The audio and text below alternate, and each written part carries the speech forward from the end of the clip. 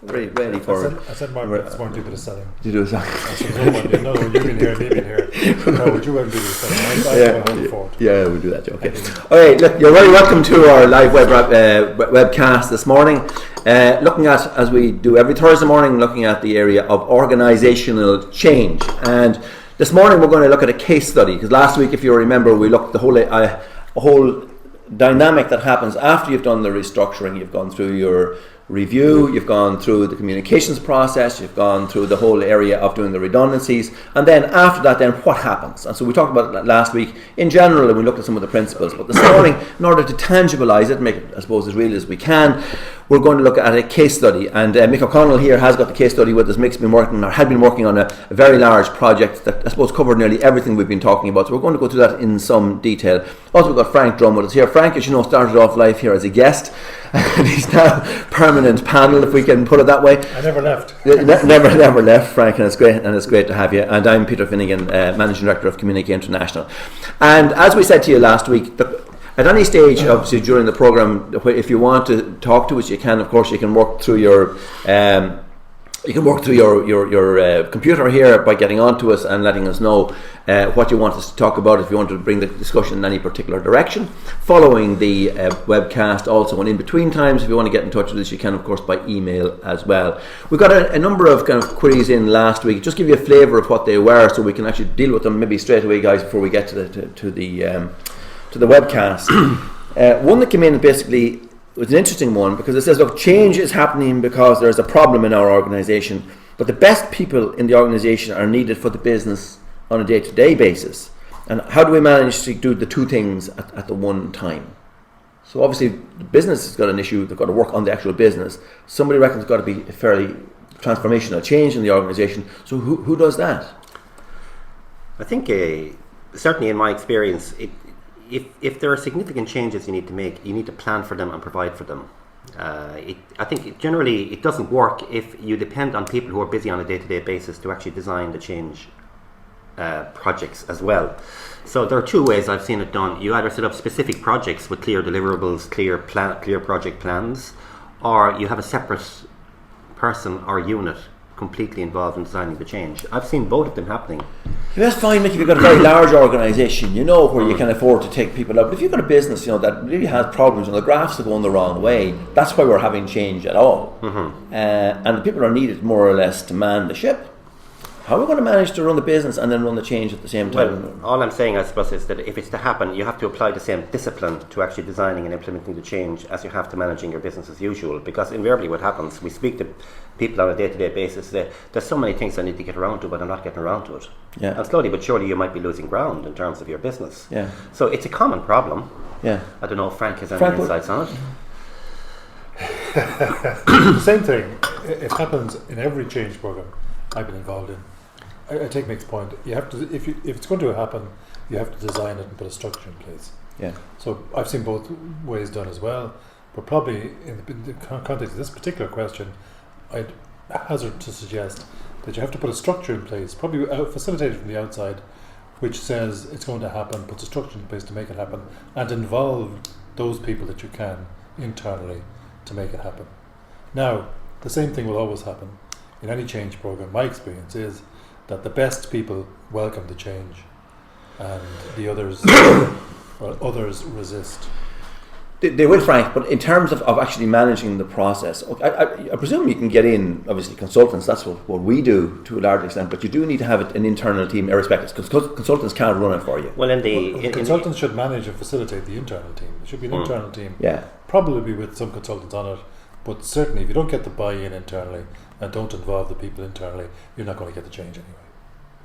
In the case study we'll talk about later on, there was a separate transformation unit set up which was involved in designing the change, and I think that was done at the instigation of the consultants, who said their insights were that if you don't separate the design of it in such a large scale project, it just won't happen. Okay, it's going to get lost in the mire of day-to-day activity. A large state organisation recently, and to my surprise, when I was walking down the car park, which were all ranked in the usual way in seniority, there was a car park slot, head of change management. Man. I stopped, I almost took a photograph of it. Fine. Okay, so In answer to the question and the query that was sent in during the week, basically what we're saying here is that it's difficult to manage the business and manage the change at the same time, but you actually do need to separate the two. You need to have a very dedicated unit or person in charge of change. You'll probably have a mixture of your own people and consultants doing it, but that they need to be kept separate, because you'll always get the as you said, the phrase, I never got around to it. I never got around to it. It's the metaphor you used yourself previously, Peter, about the car driving down the M50. You know, if a car needs a service, you take it off the road. You can't take an organisation off the road. Right. Driving on the M50 and trying to change the engine at the same time. At the same time, that's right. Metaphor, right? Okay. So, second thing is where the change program is finished. Somebody asked us this during the week. When the change program is finished, how do you sustain it? I suppose that's what we're talking about this morning anyway, isn't it, really? Yes. So we'll come to that. It's I suppose what happens is you get all the razzmatazz of the change program, it dies down, the dust settles, and what happens then? So what? Okay, are we going to come to it? Yeah, we'll come to it. We all relax and say we've stopped changing. Yeah, we can draw our breath now. Okay, this one came in during the week as well. Somebody talked about a very specific one, so I won't mention the name of the company, but it's a merger of two organisations, and it's an integrating of two cultures, and how to make that work. You know, you have two cultures, companies looked at life that way, another company looked at life that way, and the two of them are meeting together. How do we make them kind of look and... Yeah, I think we're going to dedicate a full program to that, because we have some other queries on that. There's a huge amount of research, the findings of which are quite stark, which is that probably 2 out of 3 mergers don't work, or a lot of mergers don't work. So between the transfer of undertakings and making mergers work, I think in about 2 weeks we could do a full program on that. Yeah, I think we will, because I think it's a fascinating process, having gone through it, particularly the whole process when you see two organisations who come together and suddenly it's fine in principle, it happens, but the closer it comes, everybody sees there's two of everybody for a start and there's different ways of looking at life. So in answer to that question, if you're watching, the person who sent this in, we'll dedicate not just the question this morning, we'll dedicate a whole program, that whole notion of mergers, transfers of undertaking, mergers, acquisitions, and what happens in that kind of situation. Okay, so we'll turn to our main issue this morning, which basically is like refocusing the business after the restructuring has taken place. It's kind of what we talked about a second ago there, Frank. You know, the dust is more or less settled. But how do we manage, having gone through, taken the pain, to make sure at this point that the thing is going to work? So we thought we'd do a case study on that. We discussed it more in general last week. Today is really about getting a case study. Mick, you were immersed in this massive big program. I suppose it covered nearly everything that you would do in this kind of situation. Could you just give us the background to it so we know the context in which we're speaking? Okay, well, it's a very large company. It's a monopoly provider. It has been a monopoly provider for forever, I suppose, in different forms. And I think it was with monopoly providers is you get monopoly behaviours, you get probably low productivity. It's the supplier has the power, not the customer. So all very quickly the government deregulates the industry, and suddenly your power moves from being your monopoly to the customer who has choice. You get young, hungry companies who attack you where you're weakest, which is high density population areas, and in your highest margin business. So they leave the low margin business or the loss making business to you, and they attack you where it hurts. Suddenly you begin to see a huge difference in your revenues and your margins. The board appoint a new chief executive. He comes in, he looks around and he said, we're not equipped for this environment at all. So that's basically the background, and you're looking at a case there, I think, of where the actually you led this program. I was involved in the program. It's a massive.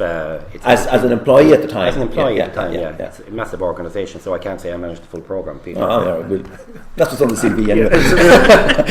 We'll say that for you. Okay, go on. Yeah. So. I think it's a case clearly where the need and the imperative for change is very strong, but the readiness for change isn't, because people's, thinking patterns are governed by the past. And while they may intellectually see the change that's happening around them, in many cases they're not ready for it. So what was designed was a large, full-scale transformation project.